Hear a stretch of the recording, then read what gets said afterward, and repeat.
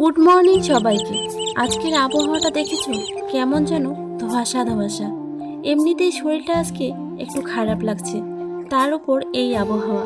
শরীরটা ভালো লাগছে না জন্যে ঘুম থেকে একটু দেরিতেই উঠেছি, ওই প্রায় 7টা। উঠে ব্রাশ করে আম দুধ মুড়ি দিয়ে মেখে খেলাম। আমার না চা খেতে একদমই ভালো লাগে না। তারপর হাজবেন্ডের জন্য শাশুড়ি মা লাল চা বানিয়ে রেখেছিল, আমি দুধ দিয়ে গরম করে ফ্লাক্সে রেখে দিলাম। কখন যে ঘুম থেকে ওঠে তার তো কোনো ঠিক ঠিকানা নেই।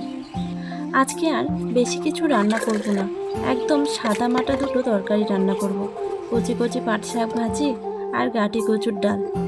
এই কচুগুলো কাটতে কিন্তু সময় লাগে বেশ, আর হাতও চুলকায়, কিন্তু কি করা যাবে, খেতে তো মজা লাগে।